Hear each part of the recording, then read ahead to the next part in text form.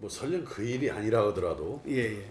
그동안 한솥밥을 먹으면서 지내왔고 예. 또 저는 그렇습니다. 내년 총선 전에 언젠가는 다시 함께 힘을 모을 수도 있기 때문에 굳이 서로 비판하고 지적하고 싸우는 것은 별로 바람직한 일은 아니다. 서로 내가 이렇게 하는 것이 앞으로 다음 총선이라든지 또는 우리나라 정치 발전 과정에서 옳다라고 판단해서 헤어진 것이기 때문에 그런 것이지 서로 자기가 뭐 옳다라고 생각하는 방향으로 열심히 해 나가면 되는 거지. 굳이 그 상대방들한테 삿대질하고 싸우는 것은 여러모로 소모적인 일이고 또 나중을 위해서라도 저는 바람직한 일은 아니다 그렇게 봐지는 거죠. 예.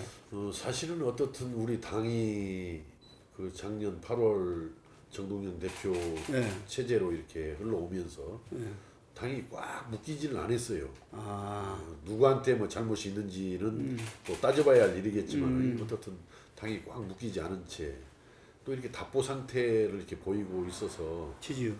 뭐 지지율 포함해서 어떻든 당의 활력이 답보 상태로 보이고 있는 상황이어서 뭔가 이 새로운 변화 이대로는 안 되기 때문에 뭔가 새로운 변화가 필요하지 않느냐. 예.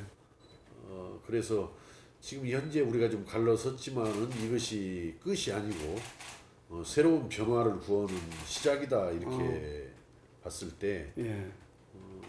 저는 뭐 무슨 뭐 명분 뭐 이런 걸 이야기하는데 지금은 현재 우리가 뭐 명분을 쫓아서 뭐 거론할 정도로 뭐 당의 상황이 정상적인 그런 상황이 아니어서 저는 뭐 명분을 찾는다기보다도 당이 그런 모습을 보인 것에 대해서 누군가가 책임을 분명히 하고 새로운 변화를 좀 적극적이고 능동적으로 한번 취해 나가자.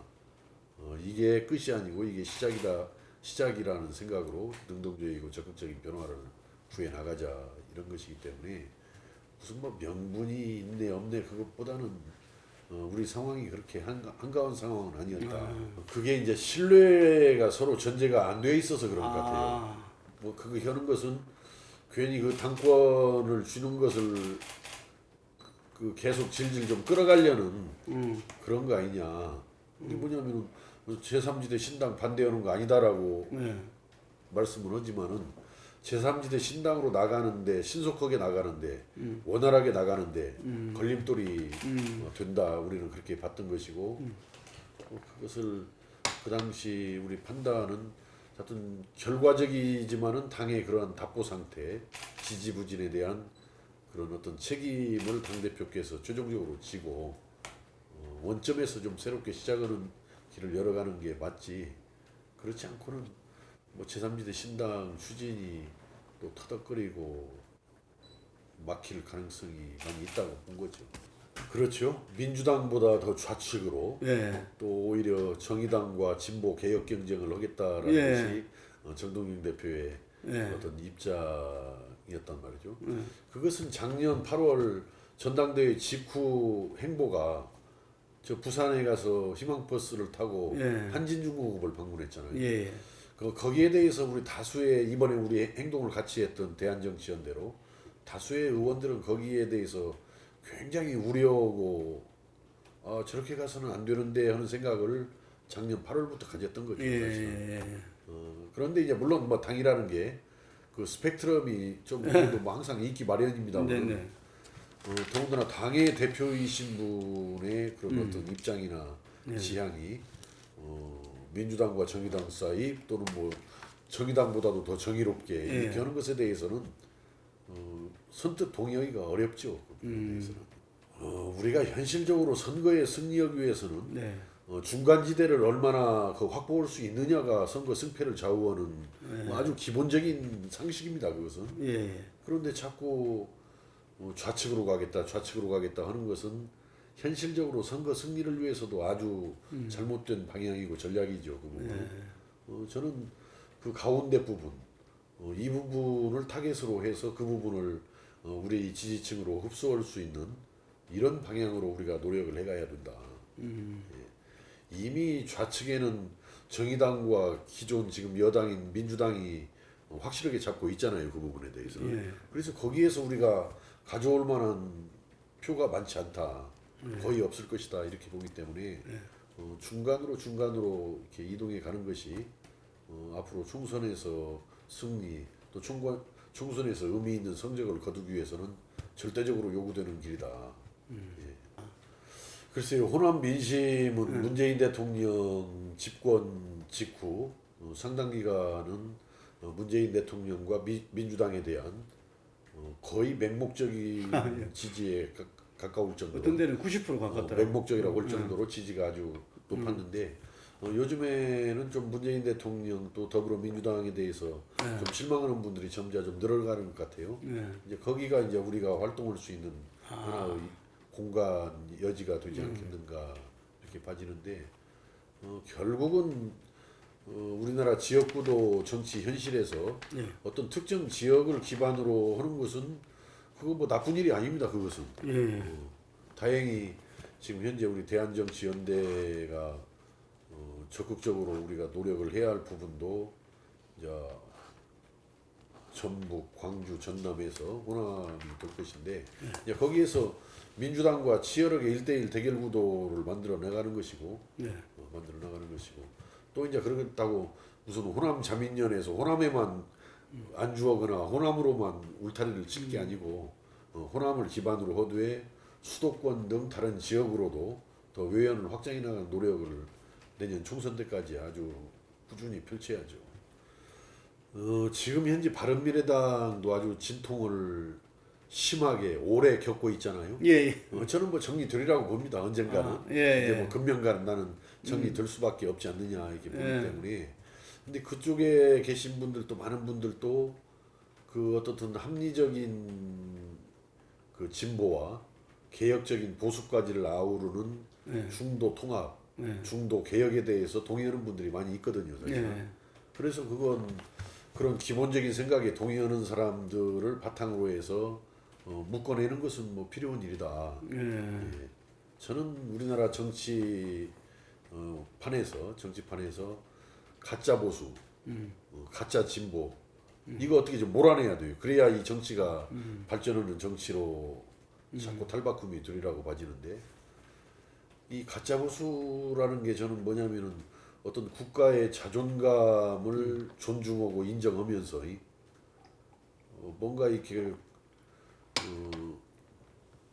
그런 길에 국가의 자존감을 그런 존중하고 또 지키는데 앞장 서야 되는 것이 진짜 보수의 참 모습일 것인데 되게 그러지 않는 게 현실이죠. 그러지 않는 게 현실이고 또 우리 진보라고 한다면은 뭔가 그 사회적인 취약계층을 좀 더 우선해서 좀 보살피고 돌보는 그런 일을 추진을 해야 되고 또 그런 방법도 좀 과학적이고 합리적인 그런 진보의 길로 가야 될 일인데 지금 현재 진보라고 자처하는 사람들 보면은 그런 과학적이고 합리적인 진보의 길, 또 사회적인 취약계층을 제대로 책임있게 돌보는 일에 있어서는 좀 거리가 있는 것 같아요. 그저 이제 막연한 교조주의, 원리주의적인 그런 민주당이 그렇다는 거죠 지금. 뭐 거기에 다수는 저는 그렇게 봅니다. 예를 들어서 그래서 그러나 그 막연한 그런 교조주의적인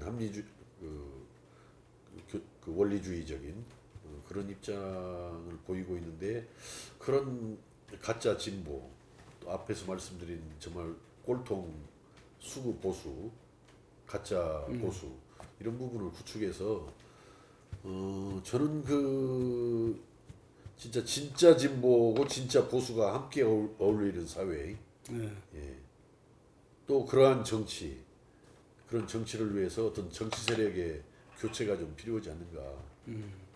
그래서 그 정치 세력의 교체된 이후의 중심에는 앞에서 말씀드린 뭐 중도 통합, 중도 개혁에 이런 세력이 대한민국 정치의 중심으로 섰을 때 우리나라 정치가 이제 제대로 된 정치로 되살아나는 것이다. 이런 생각. 진짜 보수와 진짜 진보는 따로 또 존재하는 겁니까? 이 중도 통합.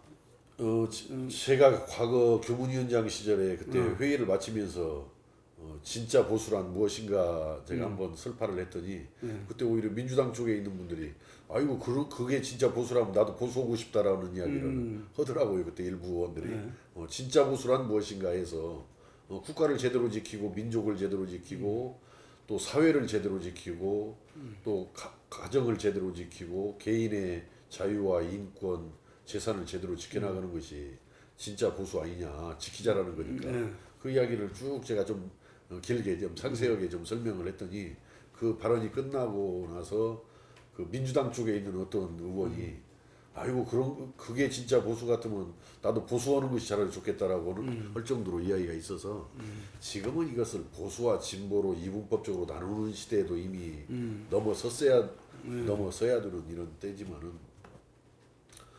정말 진짜 보수와 진짜 진보는 하나 손 못 잡을 이유가 없는 거라고 생각합니다. 아, 예, 예.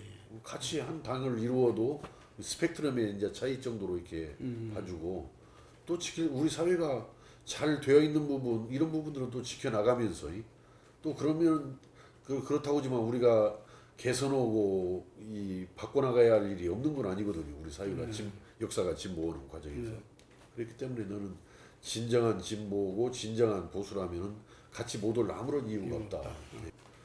그게 아주 고질적인 병폐라고 생각합니다. 이 기득권 양대 정당의 그 공존 야합 이것이 사실은 적대적 공존이라고 표현하죠. 그렇죠. 기득권 양대 정당의 적대적인 그런 공존 그 야합이 우리 정치 발전을 가로막고 정치를 아주 비생산적인 방향으로 이끌어 왔잖아요.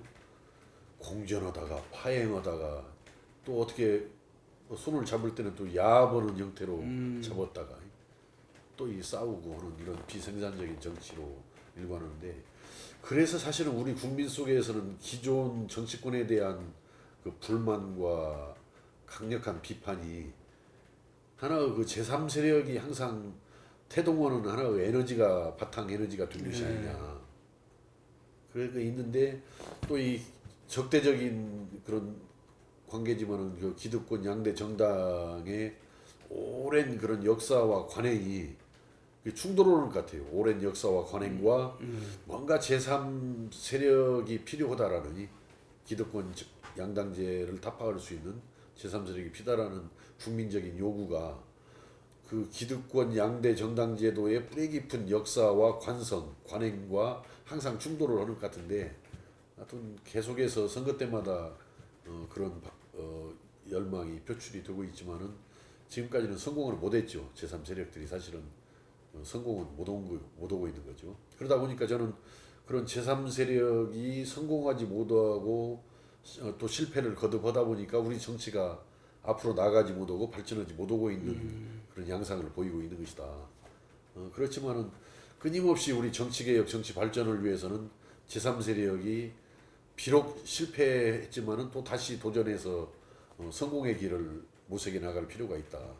이제 특히 저는 좀 우리 국민당이 그래도 뭐 많은 의석은 아니었지만은 38석이라는 의미 있는 의석을 가지고 국민들의 어떤 제3 세력 출현에 대한 어떤 기대나 열망을 안고 출범을 했는데 그것이 그대로 좀 유지가 되면서 이렇게 우리 정치 20대 국회 정치를 이렇게 진행을 시켜 왔어야 하는데 어떻든 뭐 이유야 원인을 떠나서 그 분열이 있었고 국민의당이 또 그 국민의당의 분열이 또 일부는 또 그 당시 바른정당과의 이렇게 또 잘못된 뭐 또 이렇게 뭐 만남으로 이렇게 귀결이 되면서 하여튼 제3 세력들이 4분 5열 진입 열렬해져 버렸잖아요. 국민들의 제3 세력에 대한 그런 열망이나 기대를 저버리고 제대로 역할을 지금 국민은 만들어준던데 못 오고 있는 거죠. 그래서 이번에 이제 저희들이 제3지대 뭐 제3 세력 신당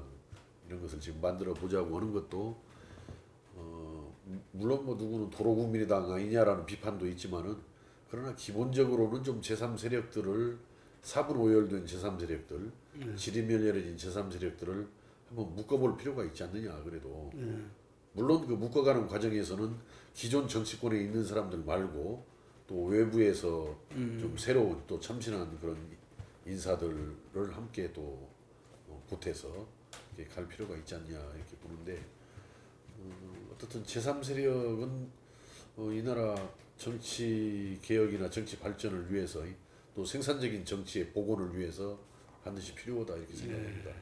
지금 각자 몇몇 분들을 염두에 두고 이렇게 가는데 저는 그것이 단계적으로 이루어지리라고 봐요.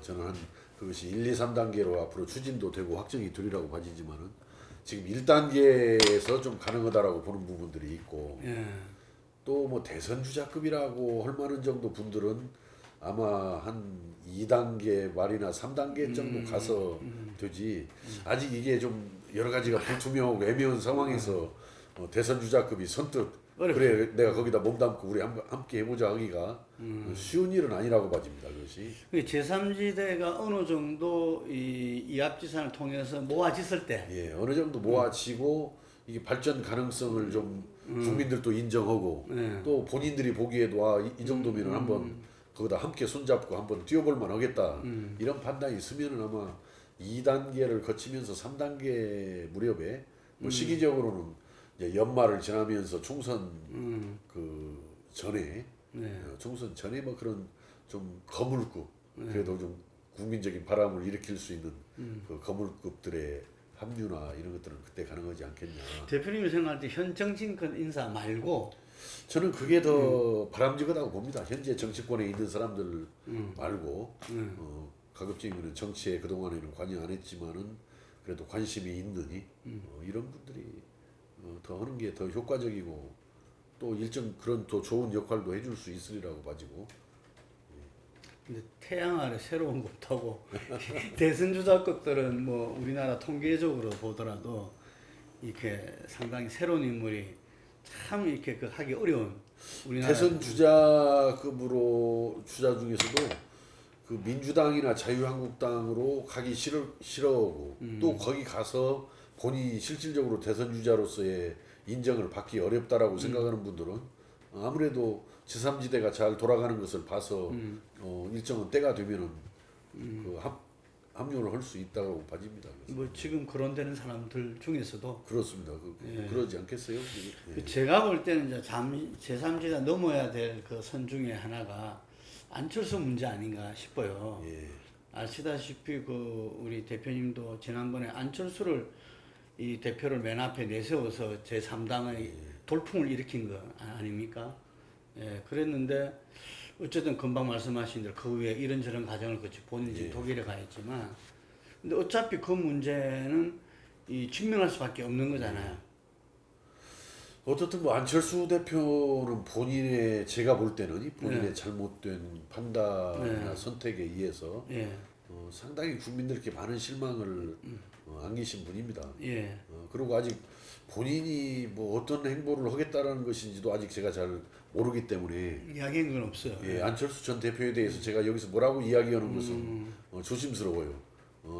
그래서 뭐 저는 그 안철수 전 대표에 대해서는 본인이 나는 지금으로서는 어떤 생각을 가지고 있다라든지 어떻게 해보고 싶다라고 했을 때 제가 거기에 대해서 뭐라고 이야기를 할 수 있는 거지 뭐 그분에 대해서는 지금 별로 하고 싶은 말, 할 수 있는 말이 별로 없습니다 지금. 저는 지금 우리가 이 시점에서 뭐 보수 통합 또 뭐 제3지대 이렇게 나오는데 지금 이런 정치적인 이합 집산 또 정치 공학적인 그런 어떤 그런 판단이나 행보는 많은 한계를 가지고 있다고 생각을 해요 지금. 저는 지금 현재 우리나라의 가장 시급한 문제가 지금 무너져가는 대한민국 경제를 누가 책임지고 살려낼 것이냐 여기에 초점이 모여져야 한다고 보는데 지금 뭐 더불어민주당 여당에 대해서는 뭐 지금 국민들이 특히 경제적인 측면에서 경제 문제 측면에서 많이 실망들을 지금 해가고 있는 거죠. 그런데 지금 문재인 정부와 그 여당의 경제 실정에 대해서 비판하고 있는 지금 현재 자유한국당도 보면은 그 이명박 정부, 박근혜 정부를 거치면서 경제를 망친 장본인들입니다. 내가 볼 때.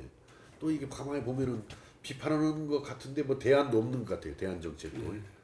대안 정책도 제시를 지금 만들고 있다잖아요.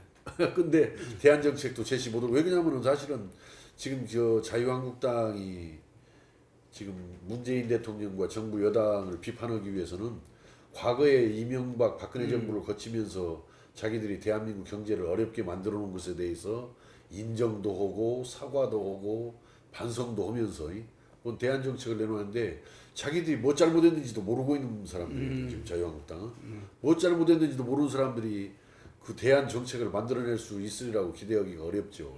대안이 나올 수가 없네요. 대안이 저는 제시 못한다고 봅니다. 그래서 지금 여기에서 이제 어떤 정치적인 뭐 이합 집산이나 정치 공학적으로 뭐 보수대 통합, 제3 세력들의 뭐 규합 이 문제보다도 더 앞서서 우리가 고민을 해야 할 것은 이명박 박근혜 문재인 정부를 거치면서 어려워지고 있는 대한민국 경제는 여기에 갖다 원인을 누가 제대로 규명해내고 또 규명해낸 그 원인에 처방한 경제 정책을 가지고 이 무너져가는 대한민국 경제를 살려낼 수 있을 것이냐. 그 세력이 누가 될 수 있고 누가 되고자 하는 것인가. 저는 거기에 어떤 정치적인 변화 그런 정치적인 변화의 의미를 둬야 되지 않겠는가. 저는 지금 현재 우리가 현재는 굉장히 지금 어려운 모습 상태에 있지만은 하나 단일 세력으로 이제 총선 전까지 잘 묶어낼 수만 있다면은 예. 또 그리고 특히 대한민국 경제를 살려낼 수 있는 그런 정책을 잘 이렇게 정리해서 예. 국민들한테 제시만 할 수 있다라면은 저는 그렇게 생각합니다. 더불어민주당 또 그다음에 자유한국당 그다음에 어떻든 제3 세력으로 정비되는 그런 당이 저는 100석 정도는 각자 잠재적으로 가지고 있다. 예. 다만 이제 거기에서 또 이제 어떤 개별적인 어떤 지역구 사정이라든지 예. 뭐 또 총선 전략이라든지 이런 것에 대해서 잘하고 못하고 이런 차이 때문에 약간의 이제 차이는 있겠지만은 기본적으로 저는 100석을 가지고 있는 잠재적으로 네. 가지고 있다고 봐집니다. 그래서 저희들로서는 최대한 그런 제3 세력들을 잘 묶어내고 네. 특히 세력만 묶어내는 것이 끝이 아니고 뭔가 내세울 수 있는 비전과 정책들, 특히 경제 정책들, 네. 대안 정책들 이걸 잘 만들어내면은 충분히 내년에 그 의미 있는 성과를 낼 수 있을 것이다. 이렇게 가지고 그래서 가장 중요한 것이 기본적인 세력의 정비와 함께 특히 경제 문제에 그 중점을 둔 그 대안 경제 정책, 우리나라 무너져가는 대한민국 경제를 살릴 수 있는 거기에는 뭐 저는 공공부문 개혁과 아까 노동개혁이 주를 이루겠다 이렇게 봅니다만은 그런 것을 잘 정리하고 묶어서 제시하면은 100 되지 않겠어요?